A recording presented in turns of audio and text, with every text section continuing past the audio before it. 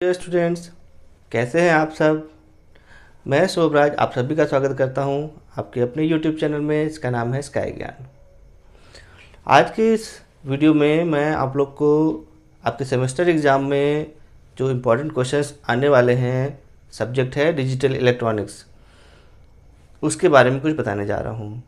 मैं topic by topic आपको बताऊंगा कि कौन से टॉपिक बहुत ही इम्पॉर्टेंट हैं और कौन से टॉपिक आपको ज़रूर पढ़ने चाहिए जिससे आपको सेमेस्टर एग्ज़ाम में अच्छे मार्क्स मिल सकें। तो जानने के लिए मेरे साथ जुड़े रहिए अंत तक। वीडियो अच्छा लगेगा तो लाइक कीजिएगा, चैनल सब्सक्राइब कीजिएगा और वीडियो दूसरे को भी शेयर कीजिएगा जिससे उनको भी इसका बेनिफिट मिल सके। ठीक है, तो आइए देखते हैं कि डिजिटल इलेक्ट्रॉनिक्स सब्जेक्ट में कौन कौन से टॉपिक बहुत ही इम्पॉर्टेंट हैं। ठीक है,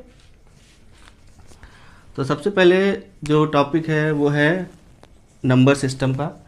नंबर सिस्टम में जो मेन इम्पॉर्टेंट टॉपिक है वो है कन्वर्जन, जिसमें क्या आता है मतलब एक नंबर सिस्टम से दूसरे नंबर सिस्टम में कन्वर्ट करना। मतलब जैसे बाइनरी से हेक्साडेसिमल, बाइनरी से ऑक्टल, ऑक्टल टू बाइनरी।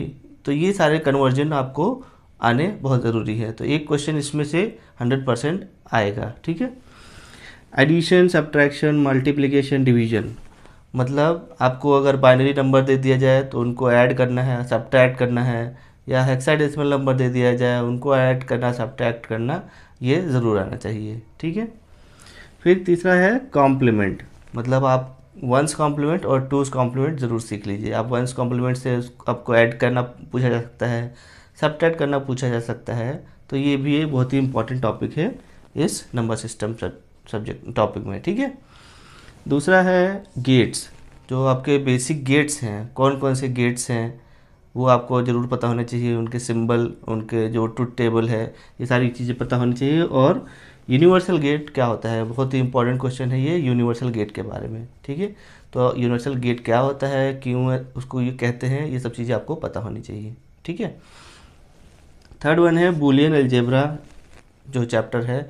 इसमें जो उसके लॉज और कुछ रिलेशंस हैं जो फिक्स्ड हैं, प्री डिफाइंड है, वो आपको पता होने चाहिए। आप उसको बाय हार्ट याद कर लीजिए। ठीक है, दूसरा आता है डी मॉर्गन्स थ्योरम। ये भी एक बहुत ही इंपॉर्टेंट टॉपिक है जो पेपर में डायरेक्ट पूछा जा सकता है कि डी मॉर्गन्स थ्योरम क्या होता है, उसका स्टेटमेंट क्या है, एग्जाम्पल से बताइए। ठीक है, फिर थर्ड एक इम्पॉर्टेंट टॉपिक है इसमें के मैप, कार्नॉफ मैप। इसमें आपको 2 वेरिएबल, 3 वेरिएबल, 4 वेरिएबल तक के मैप बनाने आने चाहिए। आपको के मैप दिया जा सकता है, उससे आपको एक्सप्रेशन निकालना पूछा जा सकता है, या आपको नंबर जो सेल नंबर है वो दे दिए जाएंगे, आपको एक्सप्रेशन निकालना होगा यूजिंग के मैप। ठीक है, फिर आता है कॉम्बिनेशनल लॉजिक सर्किट। तो सबसे पहले आपको ये देखना है कि कॉम्बिनेशनल लॉजिक सर्किट होता क्या है, इसके बारे में आपको पढ़ना है। फिर उसमें एडर है। अब एडर में हाफ एडर, फुल एडर, ये दोनों चीज़ें आपको बाय हार्ट याद होनी चाहिए। ठीक है, एनकोडर, डिकोडर, ये क्या होता है, एनकोडर क्या होता है, डिकोडर क्या होता है, उसको ट्रुथ टेबल क्या होती है, लॉजिक डायग्राम वगैरह वगैरह। ठीक है, मल्टीप्लेक्सर और डीमल्टीप्लेक्सर, इसमें भी सेम चीज़, ब्लॉक डायग्राम उसका, और कितने टाइप्स के हो सकते हैं, कैसे इसका लॉजिक डायग्राम बनाया जाता है। ठीक है, फिर आता है एलईडी 7 सेगमेंट डिस्प्ले। तो यहाँ पर एलईडी 7 सेगमेंट डिस्प्ले के बारे में भी आपको पढ़ना है। ठीक है, ये 2 तरीके के होंगे, कैथोड टाइप, एनोड टाइप वगैरह वगैरह, ये सब आपको याद होना चाहिए। ठीक है, ये भी एक इम्पॉर्टेंट टॉपिक है। फिर नेक्स्ट आता है फ्लिप फ्लॉप। अब फ्लिप फ्लॉप में आपको क्या पढ़ना है कि फ्लिप फ्लॉप में ये बेसिकली होता क्या है, लैच क्या होता है, फिर इसमें कितने टाइप के फ्लिप फ्लॉप होते हैं, और उसमें क्या क्या चीज़ें आपको पढ़नी है। आपको देखना है उसका ट्रुथ टेबल, उसकी कैरेक्टरिस्टिक इक्वेशन, और उसका जो लॉजिक डायग्राम है कैसे बनता है वो आपको पता होना चाहिए। ठीक है, फिर आता है रजिस्टर्स में। इसमें रजिस्टर कितने टाइप्स के होते हैं। ठीक है, और उसके बाद 1-2 एग्जाम्पल करके ज़रूर देखिए जो रजिस्टर्स होते हैं उनके। ठीक है, चाहे वो शिफ्ट लेफ़्ट रजिस्टर हो, शिफ्ट राइट रजिस्टर हो, serial in serial out register हो, तो इनके एक एक एग्जाम्पल करके ज़रूर देखिएगा। ठीक है, फिर आता है काउंटर्स।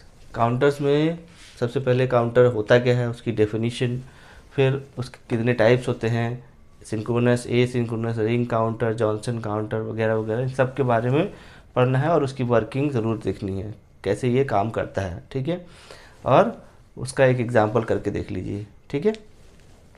फिर आता है एनालॉग टू डिजिटल कन्वर्टर और डिजिटल टू एनालॉग कन्वर्टर। सबसे पहले तो इनकी डेफिनेशन आपको पता होनी चाहिए कि ये डीसी और डीएसी होता क्या है। फिर इन दोनों में इंडिविजुअली आपको ये देखना है कि इनके टाइप्स कितने हैं, और एक एक टाइप के जो वर्किंग है विद डायग्राम आपको पता होनी चाहिए, ठीक है।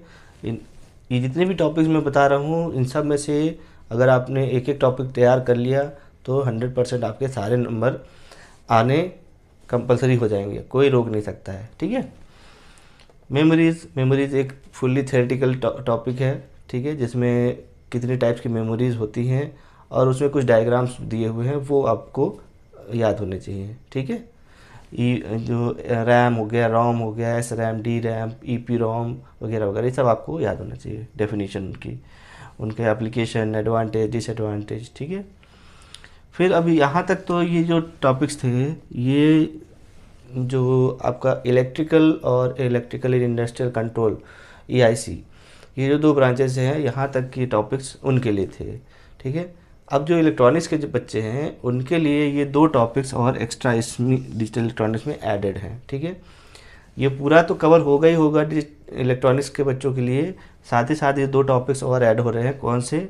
कोड्स, जिसमें कौन कौन से कोड्स आ रहे हैं, BCD code, grey code, XS3 code, ASCII code वगैरह वगैरह, ये सारे कोड्स आपको पता होने चाहिए। प्लस पैरिटी क्या होती है, इवेंट पैरिटी, ऑड पैरिटी, और उसका एग्जाम्पल, राइट। फिर आता है बहुत ही इंपॉर्टेंट टॉपिक है इलेक्ट्रॉनिक्स वालों के लिए, लॉजिक फैमिली। लॉजिक फैमिली क्या होती है, उसमें कितने तरीके की फैमिलीज़ हैं, उन सब का इंडिविजुअल आपको डायग्राम पता होना चाहिए, उन सब का इंडिविजुअल जो एडवांटेज, डिसएडवांटेज या लिमिटेशंस हैं वो पता होने चाहिए।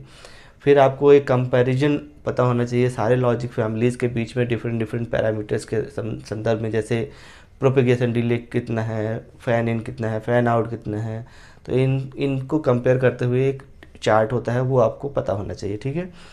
और लास्ट में आता है gate design using NMOS, PMOS and CMOS। इसमें से एक क्वेश्चन जरूर आएगा इलेक्ट्रॉनिक्स वाले स्टूडेंट्स को पेपर में, कि आपको NMOS, PMOS या CMOS से लॉजिक डिज़ाइन करना है। मतलब आपको एंड बनाना हो सकता है, और बनाना पड़ सकता है, नैंड नॉर बनाना पड़ेगा यूजिंग NMOS, PMOS और CMOS।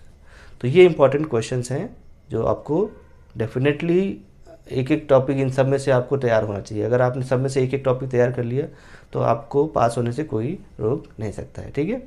तो आई होप आपको ये वीडियो समझ में आया होगा, अच्छा लगा होगा। तो इस वीडियो को ज़रूर शेयर कीजिएगा दोस्तों को भी, जिससे वो भी इसका बेनिफिट ले सकें, ठीक है। Thank you.